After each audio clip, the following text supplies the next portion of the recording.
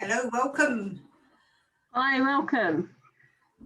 So, hi, I'm Amanda Winder and I'm the Hub Coordinator for the Mayor's Construction Academy, which operates across Southwark, Lewisham and Lambeth boroughs and aims to increase the number of the diversity within the construction sector and encourage more people into the sector. So my background is human resources and training, and I've worked in the construction sector for 20 plus years. So, Tony? Hi, lovely to meet you all. So glad you've all made some time and space in your diaries in this busy International Women's Week to join us. My company is called Quantum Vantage and I specialise in helping women to get into and on in leadership jobs and roles, and also work with a lot of women in the construction industry, helping them to build their careers, start new businesses, and also to help women who may have been sort of made redundant, rethinking their career after all that's been going on in the world lately, to transfer their skills into the construction sector. Thanks, Tony. So, as Tony mentioned, yesterday was International Women's Day.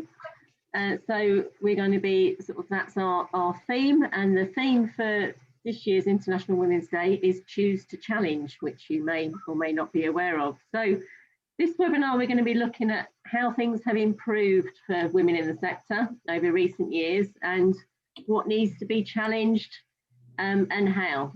So we hope that you enjoy the session, and I'd like to invite our panelists to join us.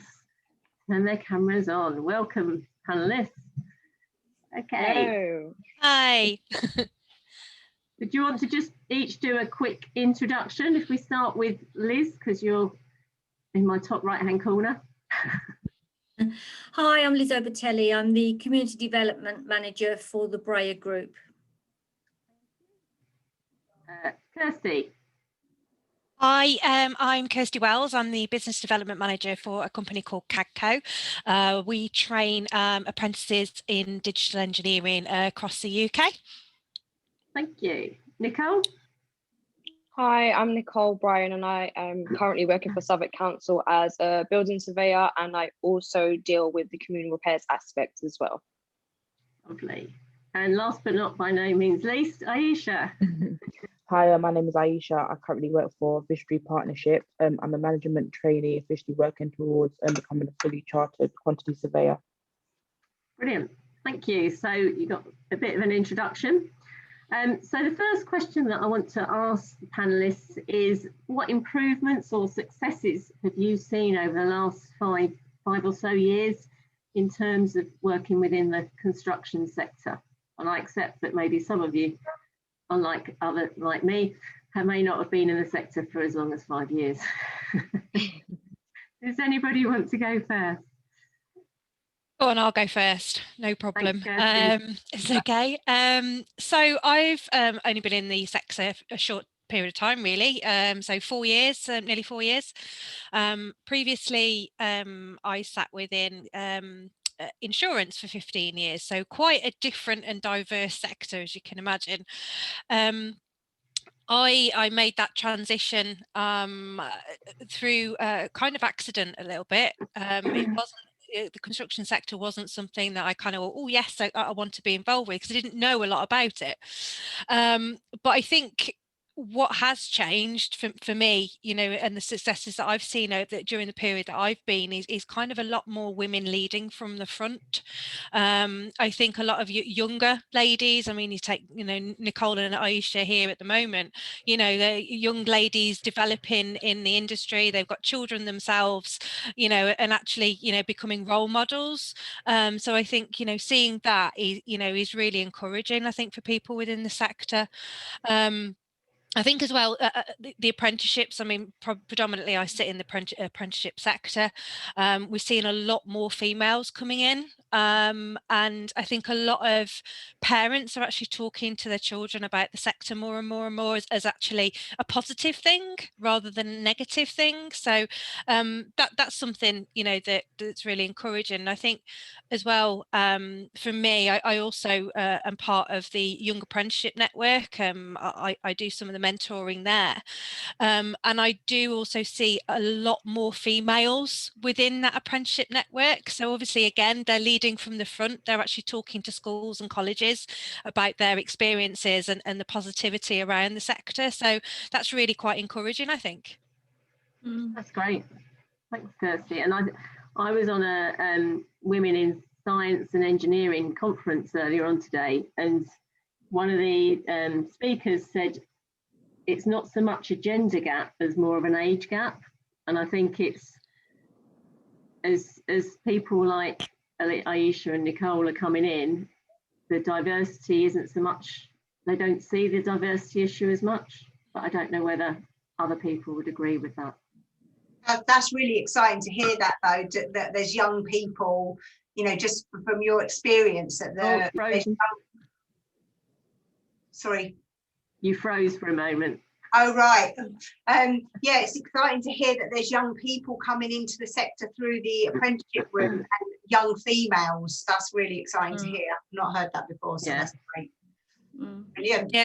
We see quite a lot. I mean, a number of our, but we see, especially in the digital sector, there's a lot higher percentage of young females coming through the routes. I mean, actually, one of our internal apprentices that works for our organisation is actually the face of Go Construct.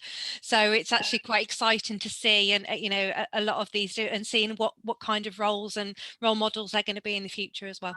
Yeah, brilliant. Brilliant. I think for me, being probably someone on my way out of the construction sector, Simon, I've probably seen a major culture shift for me.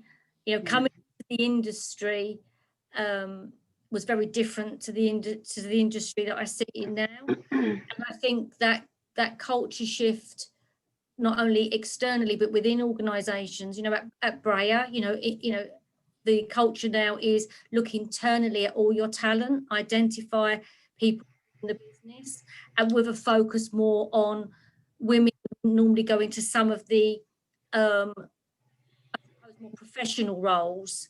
I think at the beginning of my career, many people were in either welfare, you know, security, which covers reception, administration roles. You did see more male members of the team in the more professional and management roles, which actually, you know, that is not the case anymore. People are being identified for their talent and being supported to be developed internally. I mean, when I started at Breyer, it'll be 2 years in June.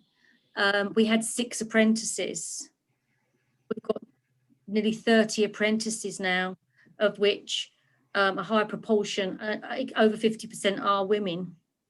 So that gives you an indication of how people are looking at talent and, you know, where to engage people and have more positive role models. You know, we launched ourselves yesterday on International Women's Day, the Breyer Women's Forum, and it was a decision by Tim Breyer that, you know, this is going out to every woman in the business. Every single person will get the invite from him to join our Women's Forum. And the purpose of that forum is around professional and personal development and career planning and progression planning for the business. You know, identify who have we already got in the business that's interested to go in other fields, and then mentor them and peer-to-peer networks, hoping that they can actually try out some other areas of the business that they probably wouldn't have ever thought of doing previously.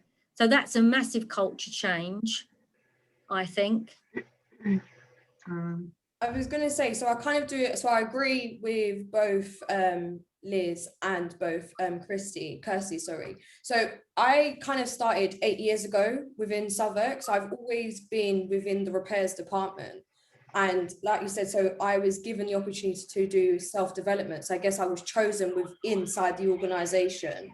as a representative to actually try and gain a professional qualification within the construction industry. It was only from the difference from when I first started and up till now, I can say that there has been a change in shift, as you've just said, there are a lot more female apprentices, or not even sometimes apprentices, sometimes people coming in as a degree and they're just changing the shift of doing another form of qualification as a type of conversion to actually get into the industry. And I think before, the reason, I think because it's so male dominated, it was quite daunting to come into an industry that was already established. But now we're seeing schemes like the Considerate Construction Scheme, which means that whatever projects are going on, locals have to have the opportunity to actually apply as an apprentice. And I think that in turn as well has also allowed, through different promotional kind of advertisements, has allowed the different levels of people to actually feel comfortable to apply. Because I think that's one of the main things, of being able to feel comfortable, that you feel accepted and not felt like you're cast out, because as I said, it's very established. It is a male dominated industry, but we are starting to see the shift that there are ways for women to progress. Because I started as an apprentice, I've managed teams, I've done so many different levels just within Southwark itself, but it's purely because they believe in continuous development and trying to give everybody the opportunity. So they have already established organizations like Women Network, Women in Power. They've got the different types of forums that help us to gain the knowledge that we need to know to actually apply or look into something further. I think that's right, Nicole, exactly what you said. Sometimes there is a lot out there that's on offer, that is the support there to help people take that decision or understand what that role is and see their transferable skills from an existing role into that role. And that's just sometimes that little bit of support that gives somebody that confidence to apply, and their career goes in a completely different route way. Yeah, that's really important, Liz, because I think that's a trait for women, is to not put themselves out there so much. Maybe it's changing a little bit with the younger women coming through. I think they're more aspirational, they're more vocal with their aspirations, but generally women tend to sort of keep their head down, do a really great job, and think someone's going to tap them on the shoulder and give them that opportunity, and that doesn't always happen. So I think it's really right that you can express what it is that you want to do, what your aspirations are, and that there are people around you and networks that can support you to do it. Really important. I think that's a really interesting point. For over the years, so over 25 years, in other businesses, I've quite often seen men openly, male colleagues openly talk about what pay rise they want and what they deserve, and and why. And yet you're quite right that women don't tend to openly have those conversations and be vocal about it. So therefore maybe that is a shift in confidence now, that women are going to be more vocal, and I think forums help. I think forums help, because supporting one another to raise issues within organisations means that you're not a lone voice. So you've got that, you've got that network around you that you can feel, well, actually, we've all agreed on this discussion. Let's place that discussion at the heart of management and see what we get back. So I think that helps. Absolutely. Yeah. Aisha, have you noticed any changes since you joined? In all fairness, I've only been in the industry for about 18 months, so not that long, so I can't really speak on that over 5 years. However, from what I gauge from others who's been in the industry a long time, there has been a massive shift in terms of like there's some women more on the forefront and a lot more women coming into the industry. And I feel like being in it now, from my own personal experience, there's a lot more support and network like the Women in Construction and individuals within my own organisation that are a lot more passionate about increasing the number of women in the industry as well. Yeah, excellent. Thank you. And from my perspective, I've seen a number of changes. So yes, far more women. And I remember when I was working for a tier 1 contractor, going to a management meeting at a hotel, and the the receptionist saying, "Oh, you're very brave," because I was the only female in the management team. I'd like to, and now that is very different. Not in all cases, but it is getting a lot better. There's also other things, small things that can make a big difference. So I think in terms of, sort of welfare facilities, and also having PPE specifically for women, which over the last few years has increased, and having PPE for pregnant women and stuff like that can make us feel more comfortable and therefore more confident in our roles. Yeah, absolutely.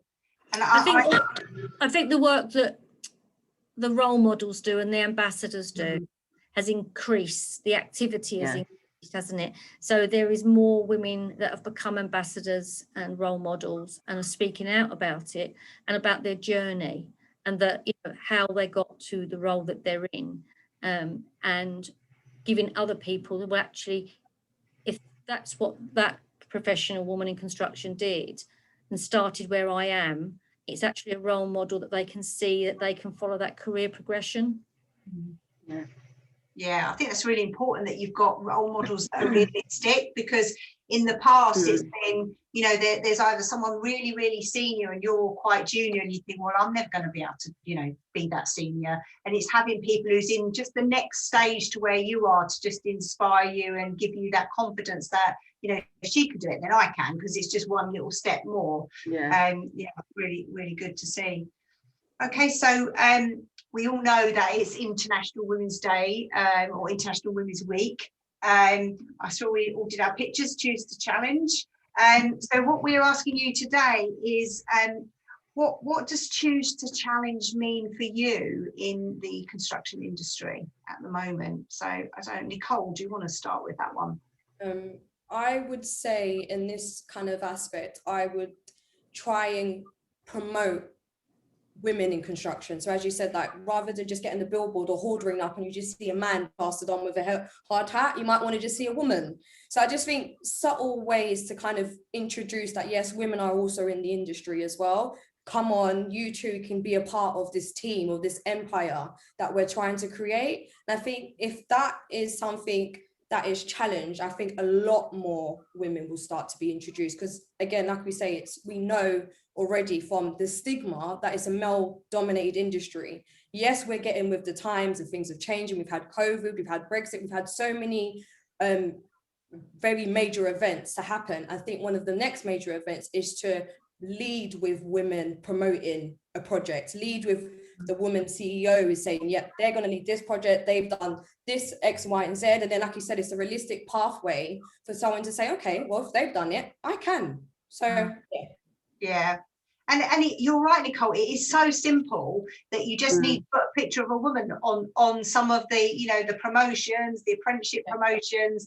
We've done the same. We've been running a women in, or a get into construction program to help not just women, but to help people transition and transfer their skills where we've been made redundant in other areas. And we've managed to get 53% women onto the program just by using imagery. And actually we even decided not to use women in hard hats as, like, you know, really, really traditional industry pictures, because the industry, as we know, has got 150 roles and they're not all in sight requiring you to wear a hard hat. So yeah, really, really simple things that we can do, but actually that still is a challenge, isn't it? Yeah, brilliant. Okay, thanks for that, Nicole. Aisha, how about you? For me, like Nicole said, I feel like choosing to challenge the stigma surrounding the construction industry, choosing to challenge the limitations and doubts imposed on us by others and ones that we often impose on ourselves out of fear. I'd say that choose to challenge the work, well, for me personally, the working expectations as a mum or as a single mum, and choosing to challenge the gender allocation that's given to job roles. I think us all being here and the amount of people that have joined us, the Zoom, shows that much more of us are choosing to challenge what was considered the norm and working towards greater change. Yeah. And do you, Aisha, what do you think, what's the biggest issue? So you said two things there that are really, really important. One, the limitations that we put on ourselves, And I think for women, that's really quite massive. We put a lot of pressure on ourselves and we worry about a lot of things, but also the assumptions that are made about if you've got children, or, you know, the limitations that others might put on women. Yeah. Where do you think that balance lies at the moment? Do you know, I feel, well, I found that people always put more well, for me, people always put more limitations on me than I impose on myself. So it's almost like, or if I was before, when I was job hunting, it's always like, oh, find a job that maybe it's only school hours, or go and work in a nursery, or do you get what I mean? Like, I've always done male dominated jobs. So prior to this, I drove buses, which is another industry that's considered male dominated, and I drove buses from the age of 20 for 4.5 years. So I feel, I don't know if I don't know how to explain it. I don't know if because they're not going through it, they don't understand, and they can't see the bigger picture that no, you can actually do other jobs. Because I always find that within my workplace and other people, when I tell them what I do, it's always a big surprise. It's always like, oh, well done, you're doing so great. It's almost a shock. And I get that they mean it in the best way possible, but sometimes it almost comes across as like a backhanded compliment. That makes sense. It's kind of like, why is there still such a shock surrounding like a young working mum in certain professions? Yeah. So I don't know if it's, I don't even know how to get people more open to it, in all honesty. I just guess the more young working mums that reach certain positions, I guess the proof is in the pudding, and seeing is believing, really. I don't think there's no other way, because you can tell people all you want, until you see stuff and you see it happening often, people won't really take it in. Yeah. I think it's important that, you know, like we said, the networks and guys like you telling your stories, and, you know, making known, you know, I juggle being a mum, you know, studying for my degree and working full time, and therefore it can be done. We're not saying we want people to sort of like overdo it and stress themselves out, but actually it can be done with the right environment and the right support around you. Yeah, no, certainly. And I also feel like more working moms will get involved if there was a certain type of guidance. So, you know, not just I'm a woman, I do it, you're a woman, you can do it too. But if they had someone, well, like me per se, that actually said, oh, well, this is how I structure my day, this is how I work in terms of like childcare, this is how I fit in assignments, or maybe somebody looking at their day-to-day and seeing if you can create a structured plan for them. So a more personal level of support is probably something that's hard to find, because even though there's all these networks and stuff out there, I didn't know of them until I entered the industry. It wasn't stuff that I was aware of prior. So maybe that might be something that might help bridge the gap, getting something out to people who are not in the industry, to show them that it is actually, it's possible. It's more possible than you actually think. Yeah, absolutely. I think the main thing that we have to kind of remember as well, that the industry that we're in, although they're not adaptable to change, they're not very quick and innovative when it picks up with new certain techniques. We also just got to bear in mind that, yes, we can have a structured day, but because of the nature of the job, things change. So sometimes it's just learning, just kind of working with what we have, but just ensuring that the people that we're working with are still understanding of all the aspects that make the one thing, not just the bits and pieces. Yeah, no, of course. There. Yeah, absolutely. That's I agree. Liz, how about you? Well, I've already took the challenge to implement a women's forum, which Well done. which we did, and we have, and I think there's around, I can't remember, about 16 of our women have already registered to start. So I think my challenge is to increase the number of women construction colleagues to be representatives of the industry and be more vocal and proud about whatever role they have and how they got it and where they aim to go. And I think if you can get more women to share their story and share their vision of what they intend to aim to achieve, or they are going to achieve, that is where you're going to engage more women along the way. We need more people speaking out. We need more forums. We need more representatives and ambassadors going to schools.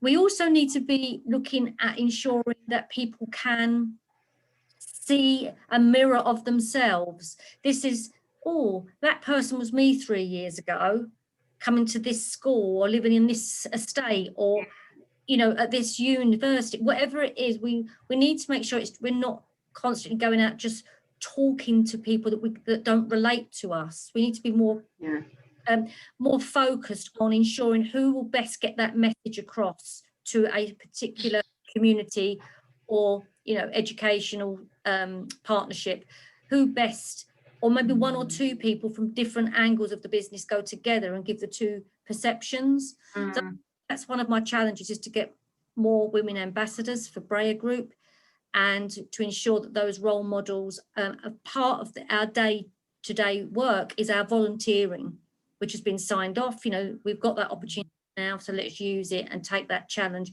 And when we come back to the next webinars in a few months' time, there'll be so many women trying to get on. We'll be fighting them off. Yeah, I agree. Representation matters, definitely. And I think it's also picking up your point, Liz, about the schools, going into schools and having role models, but it's also challenging the stereotypes that some of the teachers may have, that, you know, construction's just for boys, which it clearly isn't. Yeah, I think you're right. I think you're right, Amanda. You know, we know that, you know, many teachers will never have ever been on a construction site or even know about the construction industry. And so therefore that intervention, that early intervention and partnerships with young people through whatever means, whether that's a community centre, a school, college, whatever, parents association, I think that is the key, is that we need to get the role models out there. And actually, let's do webinars with teachers and give teachers the tool.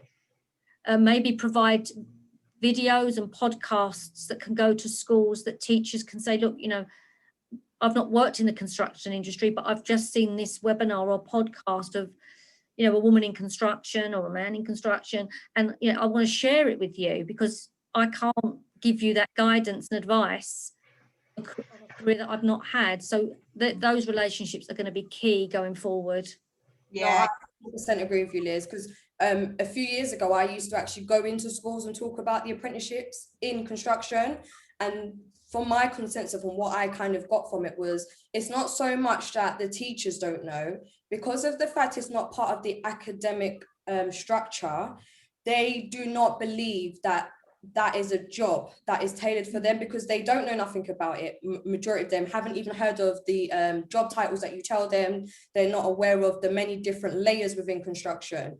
And it's purely because of that nature. It goes back to what the guidelines and the structures are teaching us from young. You need to grow up. You're going to be a doctor. You're going to be a nurse. You're going to be a lawyer. All those conventional jobs. I think if we start to promote it from going back to primary school ages, because by the time they're at secondary school, they already know or have an idea of where they're going. So I just think it's kind of identifying how far back it needs to go, and whether or not it needs to be stemmed within the actual curriculum, or it's something that's an additional curriculum activity. You're right. You're right. If you think about the industry as a whole, you know, not many years ago, the majority of people that came into the industry, it was, you know, a father-son industry across the board. You know, we've only got to look at, you know, the quantity surveying profession itself, will tell you that, you know, a massive amount of promotion and I suppose explaining about, it doesn't matter what standard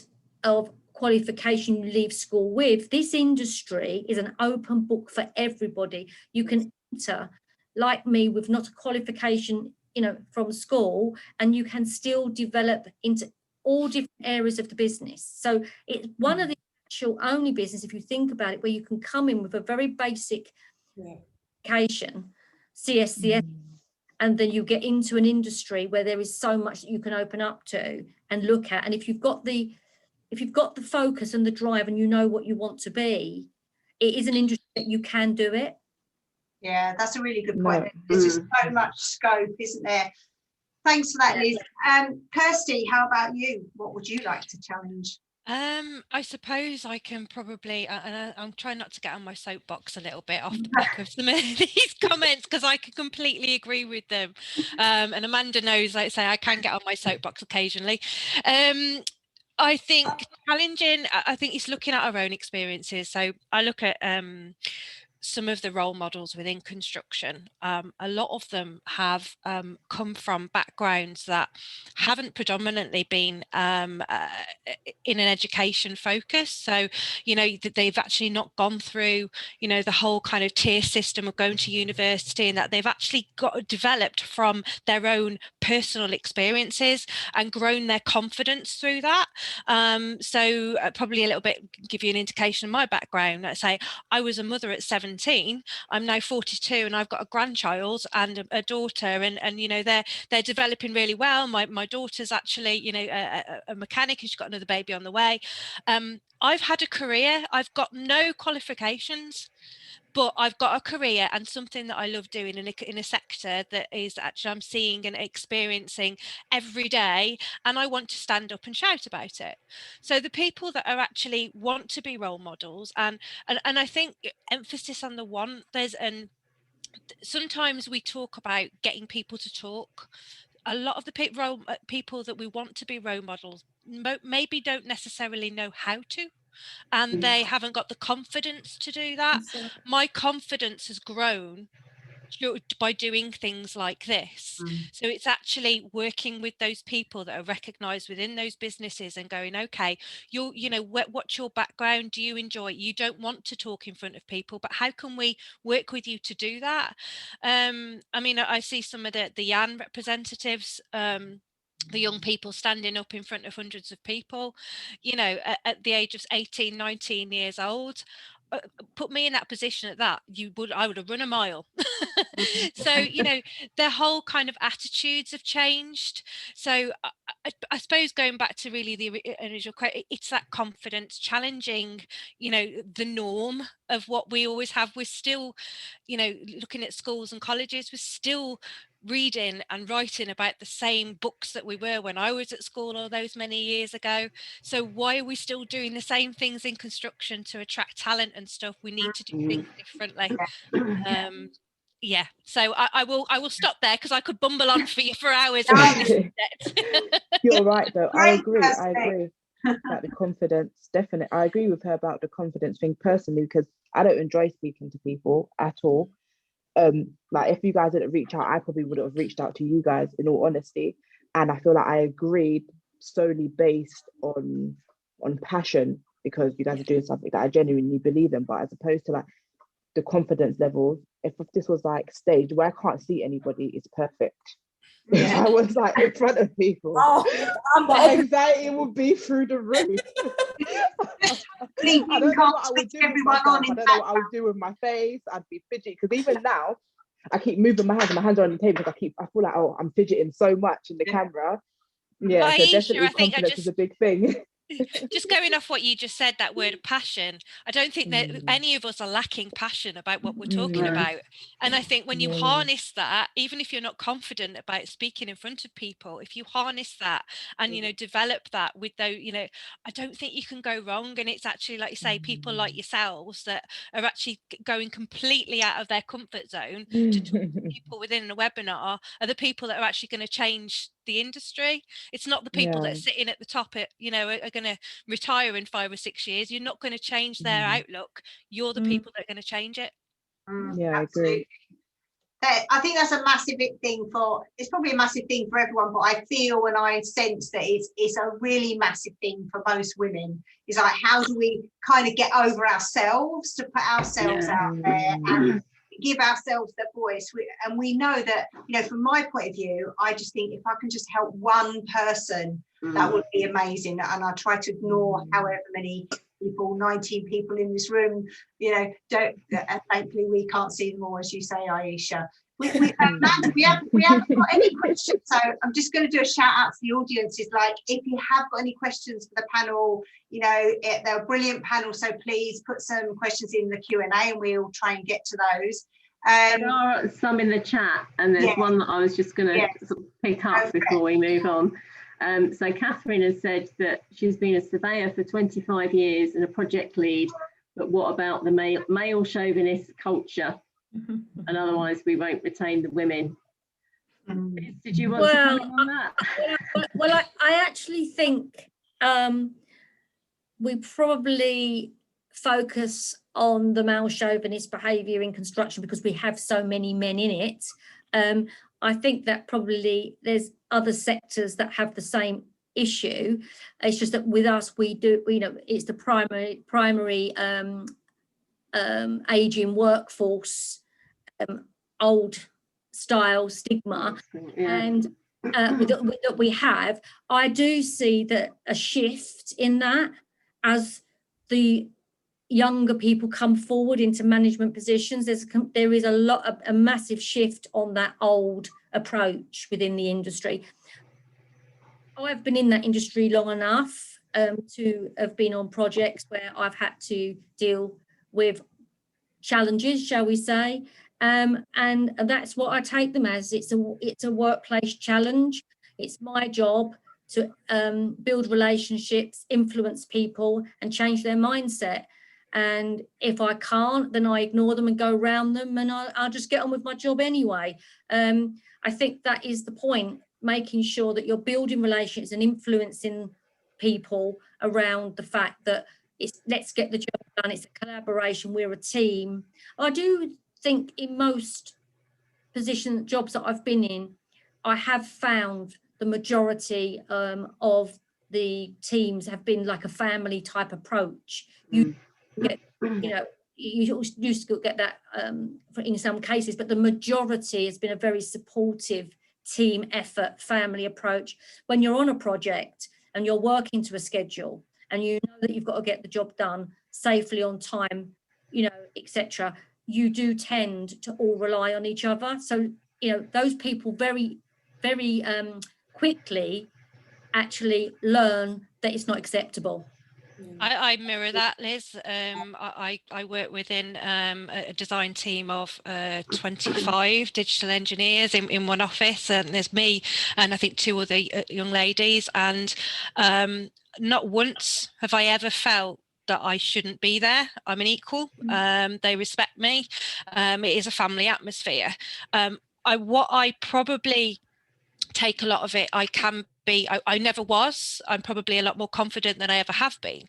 But I think people that are maybe tend to be a little bit chauvinistic do tend to feed on people that haven't got that confidence. You know, I've walked across many a fabrication workshop in a pair of high heels and keeping to the green, you know, the yellow line, and you know, with blokes shouting down and whatever. And the best thing you can ever do is turn around and go, hiya, and they hate it because you're not actually feeding it. But that's a confidence thing from me, and I've had to grow and learn that. We shouldn't have to do that, but it's something that actually I've had to, you know, a coping mechanism, and you actually take away from something. It's like, you know, and it shuts them up, and to be honest, they learn from it. Some don't. Well, I think I'm going back a good few years, over 20 years, and I was on a project and I did come up against a particular individual, quite senior in a role, because I purposely went to work in heels and a skirt, which was proving the point that I could go on a site in heels, and I wasn't climbing ladders. I was in an office, and then I had a bright pink ivies and pink hard hat made on purpose. So, you know, the more that person decided to have that little joke, I just took the joke a bit further and continually till he got fed up with it, to be honest. No, I agree with that, Liz. I think what we have to understand with those kind of things, as you said, the key word is change.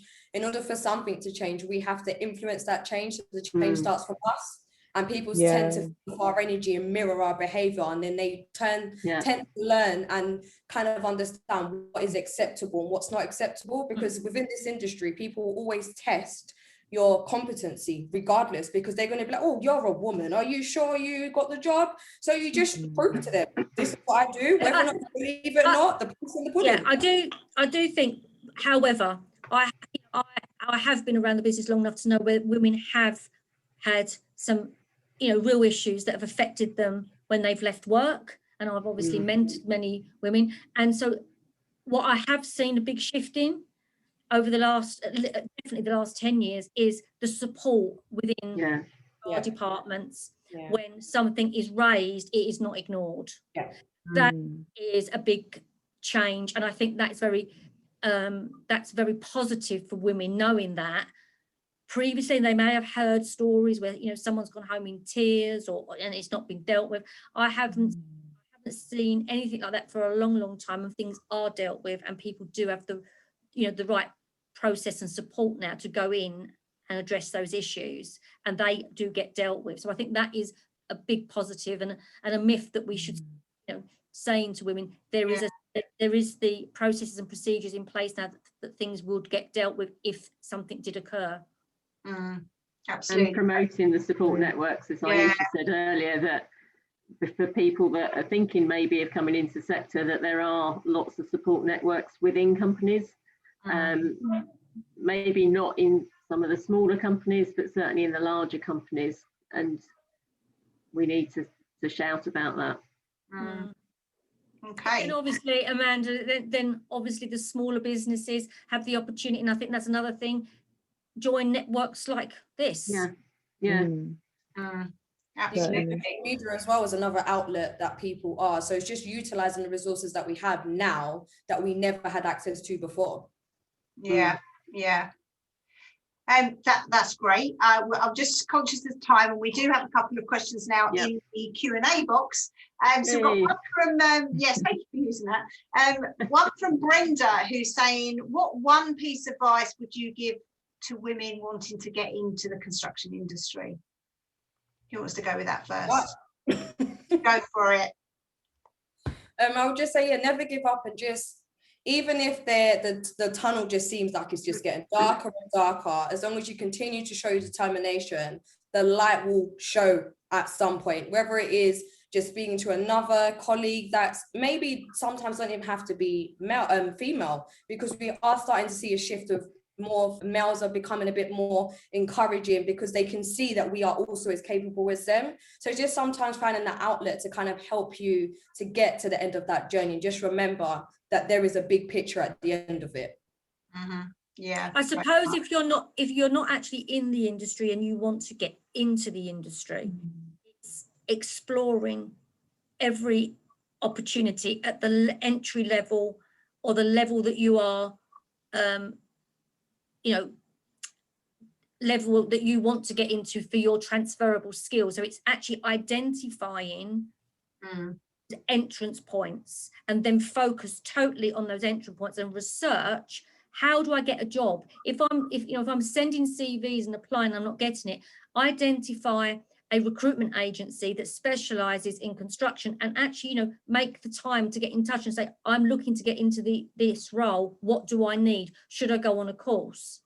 Don't give up. Don't just because you're not getting through a CV sift, let it go. Start writing directly. If you really enjoyed it and you're passionate about it, start looking at who you can contact. And I'd also add, Liz, that that's part of the sort of MCA role, so I can help if somebody is looking to get into the sector, have a one-to-one discussion with them in terms of what type of areas or what path they want to go in, signpost them to relevant courses, give them some advice on their CV. So I'll put my email in the chat so people can email me.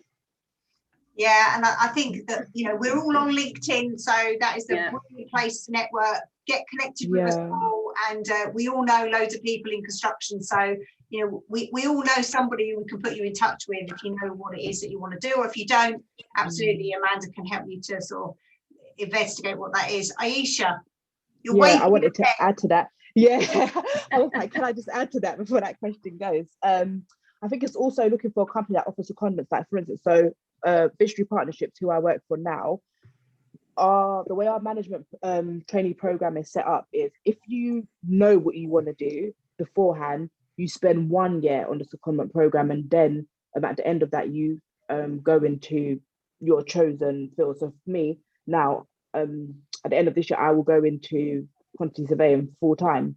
Whereas if I didn't know what I wanted to do, I would have spent 2 years going through all the departments. So that's the quantity surveying, pre-com, which that covers estimating, health and safety, like site manager, the aftercare team, planning, buying, and it just gives you a taste of all the departments. And then at the end of that, you get to choose one that you think suits you best. And I think that's really, really good. Yeah, that's a great idea. So it's kind of try before you buy, isn't it? You get to see Yeah. what bits you like, what bits you don't. Almost, yeah. No, How about certainly. I remember back working for DWP, looking after the construction sector. There was when they used to have a program, you could do a work trial. That really did help a lot of people, not just women, men and women who had never been in the industry before, sort of actually make that connection with somebody on a site. You know, they weren't in anymore. It wasn't just a piece of paper and a CV. They could actually go there, do a work placement for 2 weeks, work alongside someone, and that actually then helped a lot of people get that foot in the door for the interview. So I don't know if any of those types of projects, programs are going on, but they're really worth exploring, because it is really sometimes people by people. By interview as an individual. Yeah. Kirsty, have you got any thoughts on that? I think, yeah, I think just off the back of what Liz just said, I agree. People do buy from by people. You know, my own position, I had no experience, and they bought into me and not what I experienced and what I knew. They gave me an opportunity. I think just in terms of advice, I think, you know, I agree with what everybody's saying in terms of, you know, that, but and Aisha, you sound like you've got a great organisation to work with, which is fantastic. I think a lot of people, and I know I didn't, even at probably 25, 26, I didn't know what I wanted to do. I didn't know what kind of occupation, I didn't know where my world was going. And if somebody said to me, okay, construction's an amazing space, what are the roles and responsibilities that you could go into in construction? I wouldn't be able to answer that. I can answer it more now because I'm in that space, but even now it blows my mind. I actually did a presentation last week around retrofit and some of the different roles that are actually becoming, you know, the next big thing, and information management and data controlling, all these different things that I didn't know were roles in construction. I'm sure most people don't, unless they're actually in the thick of it. So what I would probably say is, you know, like Amanda just said, you know, join LinkedIn, have a look at some of the, you know, even if you're typing in role models in construction, simple things, look on the internet, you know, simple construction opportunities, construction, you know, roles, all these different, you know, simple buzzwords, and just research a bit and just see what you're interested in. You know, I always knew when I left school at 16, I loved design. You know, I wanted to be a graphic designer. That's what I was going to do. I fell pregnant. I couldn't do it straight away. But I've always still had that kind of flair. So but I still didn't know what kind of role I wanted to go into. So if you've got a real love for something, you know, it doesn't kind of, it can translate in any industry. I'm sure that there's a job role within that industry. I think just do a little bit of research and reach out to some of the people that maybe know it. Yeah, fantastic. Amanda, have we got time for one more question with maybe a couple of answers? Yeah. Should we take the Catherine's one about do women need mentoring? And there are a number of companies that do have mentoring, offer mentoring within them, within their sort of women networks or various other networks. So I know certainly Network Rail, Balfour Beatty, Skanska offer various mentoring. But does anybody else want to pick? I'm happy to run with that. Personally, I've actually been mentored very recently, actually, and I found it extremely beneficial. I think more so in terms of looking at things slightly differently, because I think we can all get sucked in to our day job, and you know, it becomes very, very stressful. And with the world that it has been the last 12 months, I think we can all kind of be tied up and lose a little bit of focus. We're all very busy, and sometimes you need to kind of be reminded of what you're there for and also who you are. So just, you know, I think we need to kind of sometimes take a little bit of a step back and go, you know what, I'm actually quite good at what I do. You know, I need a little bit of time out, or, you know, just something, and you know, taking that advice on board. So I like I say, for somebody that's actually personally been in that situation and has benefited from it, I think it's a great idea. Yeah, I agree with you, Kirsty. So again, so I actually currently have a mentor to help me with my APT route, to allow me to eventually gain the competencies to be MRICS qualified. So I would suggest that it's a great experience, because you never know what you can learn from someone else's experience, especially when you can be a sponge, as you just said. You can see it from a different perspective, which can allow you to perform your job better, because you're not within that remit that, you know, you've expanded your knowledge, and you're allowing for other opportunities and other people's knowledge to also be a part of your own, because you're never going to know everything. So I think it's important that you continue the self-development, because that's something that's key to this industry. Yeah. Yeah. 100%. Aisha, what's your thoughts on that? Yeah, no, I agree. To be fair, I have a mentor. I have two mentors. I have like one from work and an outside mentor. Admittedly, I don't really utilize my work mentor as much as I should, because I tend to just get on with stuff. However, it does provide me great comfort knowing that she's there and she does reach out and she offers that support. My outside mentor, I connect with more, because that's more working towards my RICS assessment. But I definitely do believe that mentors are good to have, because like Nicole said, it's good to have somebody else leading you from a point of their experience that you can liaise with. So I do think mentors are a good idea. I think they also keep you focused on your goals. So as Kirsty said, we're all very busy, and we can sometimes get so involved with our day-to-day that we forget what are our goals of becoming RICS chartered or whatever it might be. So having that mentor just sort of reminds us of what we're aiming for and what we need to do to get there. And I think our own mental health as well, as silly as it sounds, I think, you know, we've all, and I'd say I'm not ashamed to admit it, I think mine suffered over the last, 18 months. So having that focus and somebody to actually, keep you a little bit on that straight line. I mean, there was a few things that were brought up in my mentoring sessions that actually made me, when I'd finished my work and I came, finished at 5:30, not that that happens very often these days, and I can go down and I grab myself a coffee or a glass of wine majority of the time, and actually, consider what they've said to me and thought about it. And then the next day I woke up with a completely, clarity. And I know how many times we wake up at the moment and all our days are, it's work and they're all molded into one. But to actually wake up in the morning and go, do you know what? It's a new day. I've started again and let's go again, is invaluable, I think, especially at the minute. Yeah, I agree with you. I think sometimes it is important to take that step back and reflect on and analyze how you're going to challenge stuff and then go back at it again. So I do agree with Kirsty there. Yeah.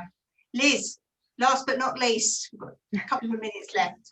I think obviously for me, mentoring has been a key element of the majority of the work that I've done. I've either been mentored or I've mentored others on my career route way.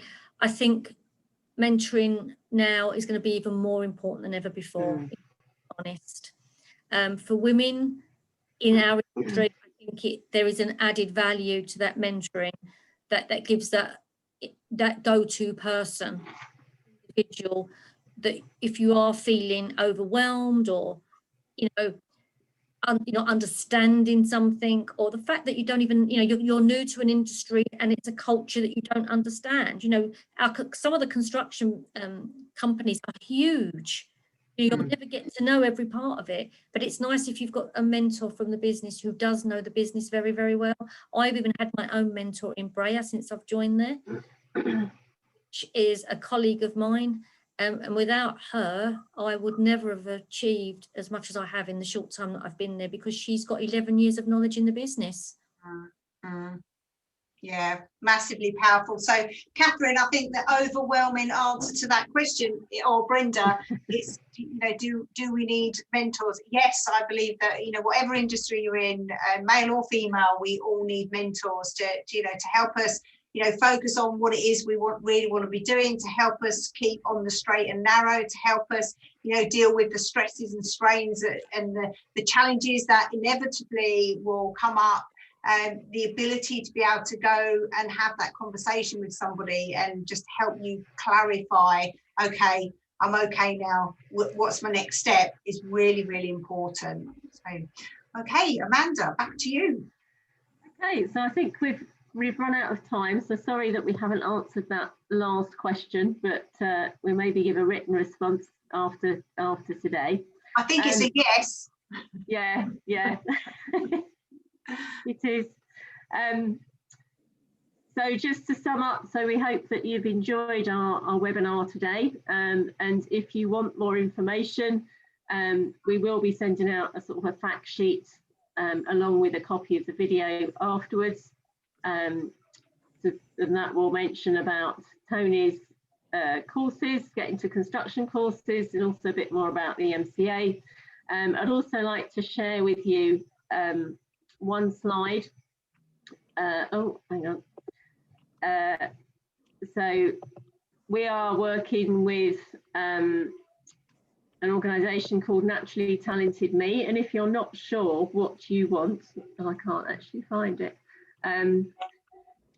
if you're not sure what you want to do, and you're thinking about not sure what your talents are, then Naturally Talented Me can help you. And unfortunately, I can't seem to share it, so I won't share it today.